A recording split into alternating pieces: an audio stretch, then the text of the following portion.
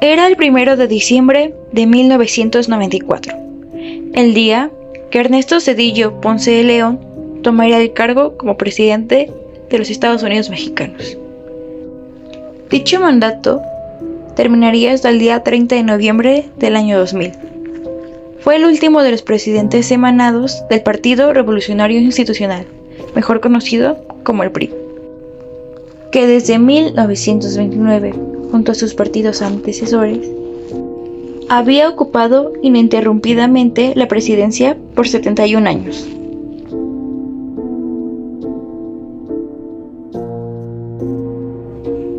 Descenderemos en este iceberg, tocando temas como la política social, la política económica, la política educativa, los movimientos sociales, el modelo económico, aportaciones y logros, tipo de gobierno y una biografía sobre el presidente Ernesto Zedillo.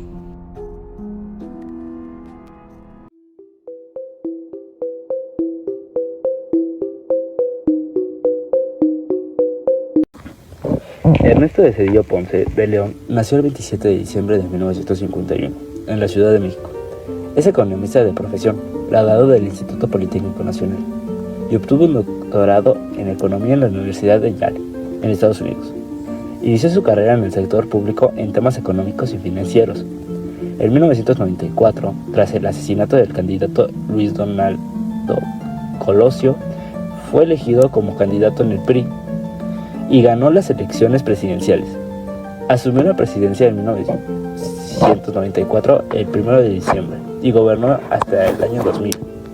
Después de su mandato, ha trabajado en organismos internacionales como académico. El gobierno de Ernesto Zedillo fue democrático porque respetó y fortaleció las instituciones electorales, permitiendo que las elecciones fueran libres y justas. Aunque pertenecía al PRI, impulsó reformas que hicieron al Instituto Federal Electoral, IFE, más independiente del gobierno. Además, intervino en las elecciones del año 2000, lo que permitió que ganara Vicente Fox, un candidato de la oposición.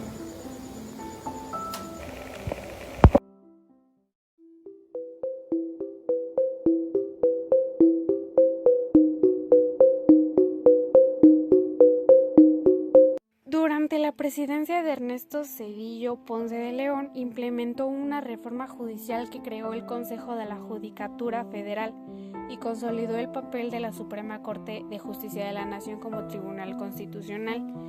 Después de la crisis económica de 1994, conocida como el efecto tequila, Zedillo implementó políticas para estabilizar la economía y lograr una relativa recuperación. Su administración permitió la elección de gobernadores y alcaldes de oposición y se realizaron elecciones competitivas en el año 2000 que permitieron la transición pacífica del poder. Implementó el programa de modernización de la administración pública, que buscaba reformar la administración pública federal bajo estándares internacionales. Política económica. Enfrentó la crisis del efecto tequila en 1994, implementó un rescate financiero con apoyo internacional, aplicó el FOBAPROA para salvar al sistema bancario, continuó las reformas neoliberales, logró controlar la inflación y recuperar el crecimiento económico tras la crisis. Política educativa. Impulsó la descentralización educativa, fortaleció la carrera magisterial, expandió la cobertura de las secundarias de educación técnica, introdujo evaluaciones para mejorar la calidad educativa. Política social.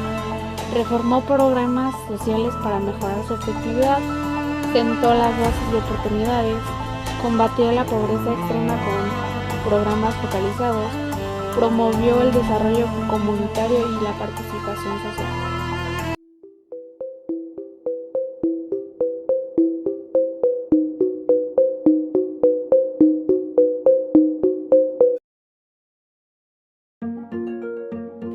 Se caracterizó por la profundización y consolidación del modelo neoliberal en México. A pesar de iniciar su mandato con una de las crisis económicas más severas de la historia del país, las principales características y políticas económicas de su gobierno fueron las aperturas comerciales y atracción de inversión inversiones extranjeras directas.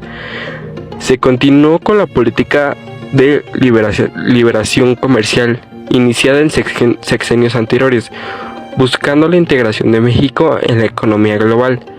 El Tratado de Libre Comercio de América del Norte ya estaba en vigor y promovió activamente la inversión extranjera.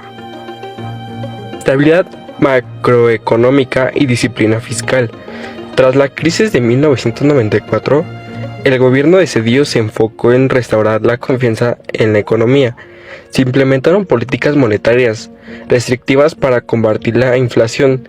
Se buscó el equilibrio fiscal con una severa contratación del gasto público y se contuvo el alza de salarios. Y desregulación. Se continuó con el proceso de privatización de empresas paraestatales y se desregularon diversos sectores de la economía con el objetivo de fomentar la competencia y la inversión privada. Un ejemplo notorio fue la reforma al sistema de pensiones con la creación de las AFORES, administradoras de fondos para el retiro. Estructuración del sistema financiero. Ante la crisis bancaria, se implementó un programa de rescate bancario para restabilizar el sistema financiero, asumiendo el gobierno la deuda de los bancos. Políticas de combate a la pobreza. Aunque el enfoque principal fue la estabilidad macroeconómica y la apertura, se implementaron programas sociales como Progresa, programa de educación, salud y alimentación, que buscaba dar apoyos directos a las familias más vulnerables.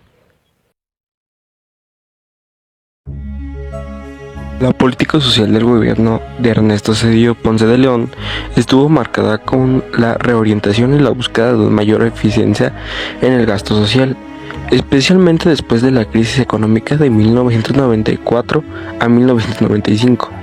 Si bien el sexenio anterior de Salinas de Gortari se caracterizó por el Programa Nacional de Solidaridad, del gobierno de Zedillo buscó consolidar un enfoque nuevo. Clave de su política social fueron la creación de Progresa, Programa de Educación, Salud y Alimentación, en 1997. Este fue el programa insignia de la política social de Zedillo y representó un cambio paradigmático en la forma de combatir la pobreza en México. Se acabó en el concepto de transferencias monetarias condicionadas, TMS, es decir, el gobierno entregaba apoyos económicos directos a las familias más pobres a cambio de que cumplieran con ciertas corresponsabilidades, como la educación, la salud, la nutrición, etc.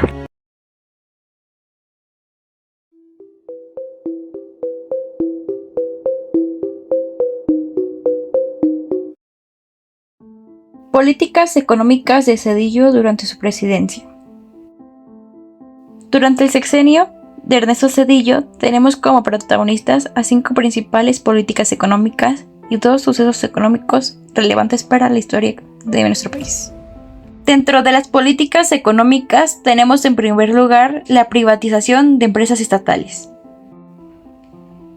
En segundo lugar, la reducción de barreras comerciales.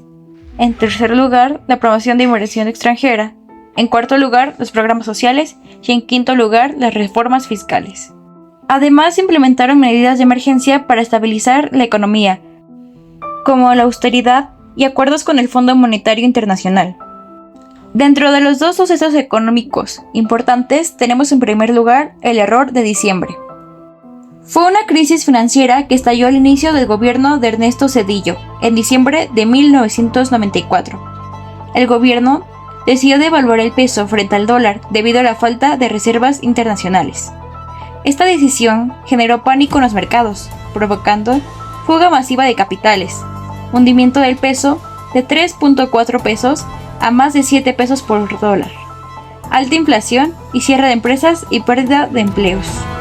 La situación derivó en una profunda recesión económica en 1995.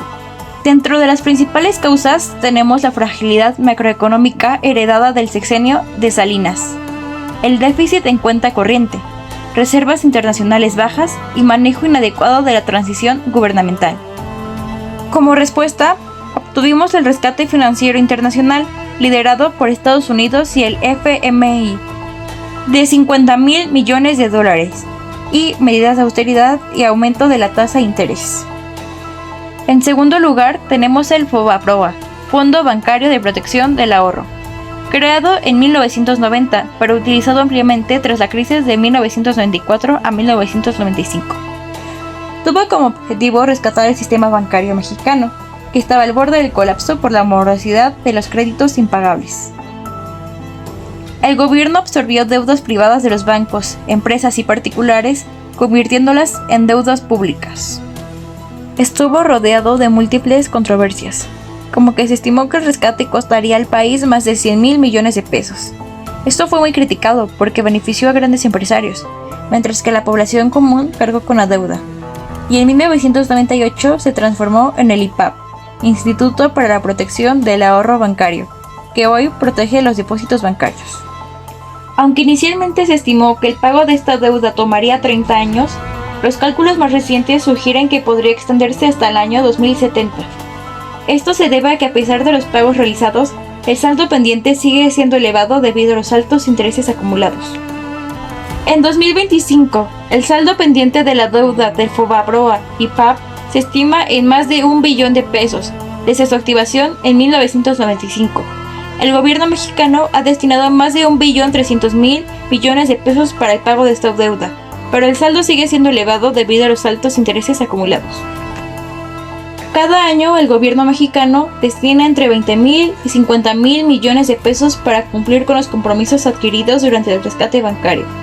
Este gasto representa una parte significativa del presupuesto federal, limitando la disponibilidad de recursos para otros programas sociales y de infraestructura. Y la deuda persiste debido a que gran parte de los pagos realizados se destinan a cubrir los intereses generados, en lugar de reducir el saldo principal. Movimientos sociales en el sexenio de Ernesto Zedillo Ponce de León. Durante el sexenio de Ernesto Zedillo Ponce de León, en México, varios movimientos sociales surgieron en respuesta a diversas problemáticas. Dentro de estos movimientos sociales, destacan tres. En primer lugar, tenemos el levantamiento del Ejército Zapatista de Liberación Nacional, mejor conocido como el EZLN. En 1994, el EZLN se levantó en armas en el estado de Chiapas, demandando derechos para los pueblos indígenas y denunciando la situación de marginación y desigualdad en la región. Contextualizando más, el EZLN se levantó en armas el 1 de enero de 1994. Cuando Zedillo asumió la presidencia en diciembre de 1994, el conflicto seguía latente. Al principio, Zedillo adoptó una postura militarista y en febrero de 1995 autorizó una ofensiva militar para capturar a los líderes del EZLN. Esta estrategia fue criticada tanto a nivel nacional como internacional, lo que llevó a un cambio de enfoque hacia el diálogo. Se impulsó esta ley para abrir un camino hacia la negociación y se reconoció al EZLN como interlocutor político. Se llevaron a cabo mesas de diálogo en San Andrés Larrainzar, que concluyeron en 1996, con los acuerdos de San Andrés, donde se reconocían derechos indígenas y autonomía. El gobierno federal no cumplió plenamente con los acuerdos de San Andrés, lo que provocó la ruptura del diálogo en 1966. El EZLN respondió creando estructuras autónomas en comunidades indígenas, como las juntas de buen gobierno. En diciembre de 1997 se produjo la masacre de 45 indígenas tzotziles en Acteal, perpetrada por un grupo paramilitar, aunque las víctimas no eran del EZLN, sí eran simpatizantes. Este evento mostró el nivel de violencia en la región y fue un duro golpe a la imagen del gobierno federal. Al concluir el gobierno de Zedillo en el año 2000, el conflicto no estaba resuelto, aunque ya no habían enfrentamientos armados directos. En segundo lugar, tenemos el movimiento estudiantil de 1999. Estudiantes de la Universidad Nacional Autónoma de México, mejor conocida como UNAM, se movilizaron en protesta por la implementación de cuotas y el aumento de las tarifas escolares, lo que desencadenó una serie de manifestaciones y enfrentamientos con las autoridades. Detallando más acerca de este movimiento, Empezó en abril de 1999, en respuesta al anuncio de la eliminación de la gratuidad y el aumento de las cuotas de la Universidad Nacional Autónoma de México, UNAM, propuesto por el rector Francisco Bernés de Castro. Estudiantes formaron el Consejo General de Huelga, el CGH, y declararon huelga indefinida, tomando las instalaciones del UNAM. Además de exigir el retiro de la reforma, el movimiento también demandaba mayor democracia interna, transparencia y defensa de la educación pública y gratuita. La huelga duró casi 10 meses, convirtiéndose en una de las huelgas más largas de la historia de la universidad. Ante la falta de acuerdos y el desgaste social, el 6 de febrero del año 2000, la Policía Federal Preventiva entró a Ciudad Universitaria y desalojó a los estudiantes, con decenas de detenidos. Como consecuencias, tenemos que la medida del aumento fue retirada.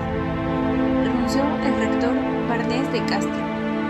La UNAM vivió una fuerte crisis institucional y quedó un debate abierto sobre la autonomía universitaria y el derecho a la protesta. Y en tercer lugar tenemos la marcha del Frente Zapatista de Liberación Nacional, mejor conocido como el FZLN, que en 1996 el FZLN organizó una marcha en la Ciudad de México para exigir justicia para los pueblos indígenas y denunciar la situación de pobreza y exclusión social.